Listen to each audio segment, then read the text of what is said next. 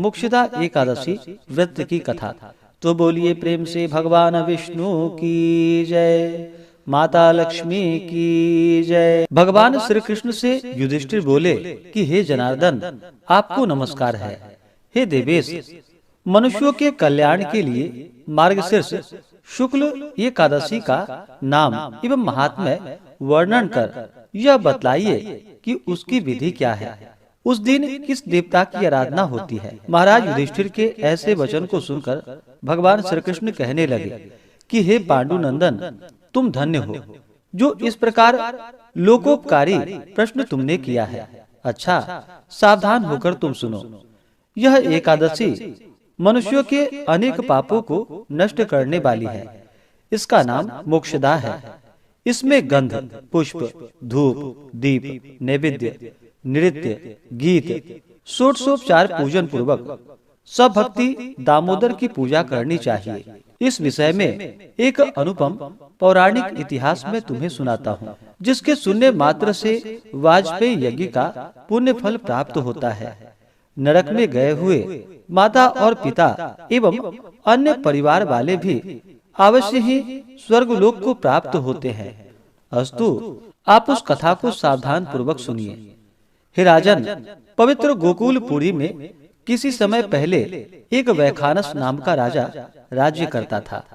वह राजा अपनी प्रजा का पुत्र के समान पालन करता था। उसके राज्य में चारों वेदों को जानने वाले कर्मनिष्ठ ब्राह्मण निवास करते थे। एक दिन रात में राजा ने स्वप्न में देखा कि उनके पूज्य पिताजी महाभयानक नरक में पड़े हैं और राजा को देखकर प्रार्थना करने लगे कि पुत्र, कोई उपाय करो, मुझे इस भीषण यंत्रणा से बाहर करो। प्रातः काल उठने पर राजा का मन परम खिन्न था। वह यही सोच रहा था कि किस प्रकार अपने पूज्य पिताजी को नरक से बाहर करे। बहुत कुछ विचार करने पर भी जब कोई विचार स्थिर नहीं हो सका, तब राज दरबार में जाकर उत्तम उत्तम ब्राह्मण, विद्वानों, ज्योतिषियों और तपस्वियों को बुलाकर तथा रात के स्वप्न का समुचित वृतांत बतलाकर सब लोगों से प्रार्थना कर निवेदन किया कि कोई ऐसा उपाय निकाला जाए जिससे मेरे पिता का उद्धार इस महान नरक से हो, क्योंकि उनकी दशा पर मुझे अत्यंत ही खेद है और दुख है। यह मेरा राज्य, सुख और ऐश्वर्य सारा का सारा एकदम निरर्थक है।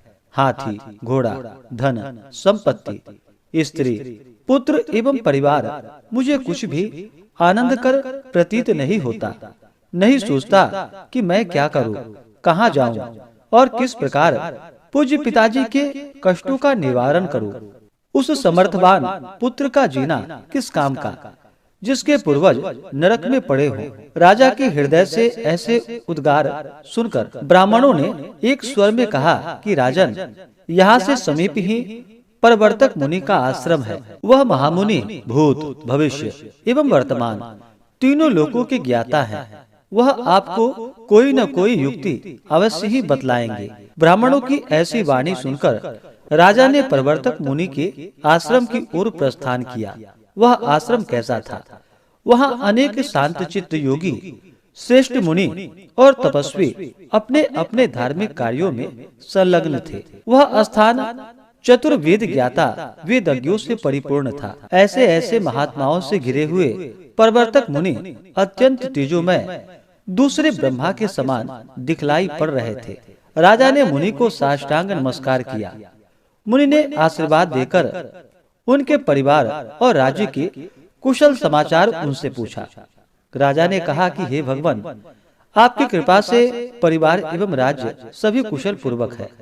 यद्यपि राज्य में किसी प्रकार की बाधा एवं विघ्न नहीं है, तथापि कुछ मानसिक कष्ट इस समय अवश्य कष्ट दे रहे हैं। उन्हीं के निवारण के लिए आपकी सेवा में मैं उपस्थित हुआ हूँ। आशा ही नहीं, विश्वास है कि अब आपकी दया से वे भी दूर हो जाएंगे।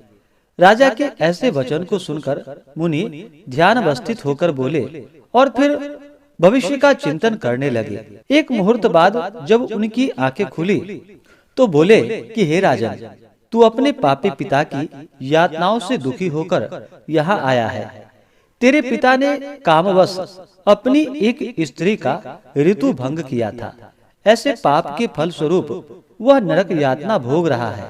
मुनि के ऐसे वचन को सुनकर राजा ने कहा कि हे भगवान, किस दान, पुण्य एवं व्रत से मैं उनका उद्धार कर सकता हूँ। कुछ विचार कर मुनि ने कहा कि राजन, अग्रहण मास के शुक्ल पक्ष की एकादशी का व्रत आप सपरिवार करिए और उसका पुण्य अपने पिता के लिए अर्पण कीजिए, तो अवश्य ही आपके पिता का उद्धार होगा।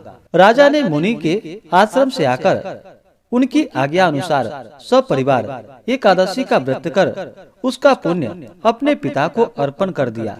फलस्वरूप उसके पिता को नरक से निकाल एक दिव्य विमान में बैठाकर स्वर्ग भेजा गया। जाते हुए आकाश मार्ग से अपने पुत्र को धन्यवाद और कल्याण होने का आशीर्वाद देते गए। राजन, इस मोक्षदा एकादशी का व्रत करने वाले के समस्त पाप नष्ट हो जाते हैं और वह मोक्ष पाता है। इससे बढ़कर मोक्ष देने वाला कोई दूसरा व्रत नहीं है। इस व्रत के करने वाले को क्या फल मिलता है, इसे मैं भी नहीं जानता। हाँ, इस कथा के मात्र सुनने एवं सुनाने से वाजपेयी यज्ञ का फल प्राप्त होता है।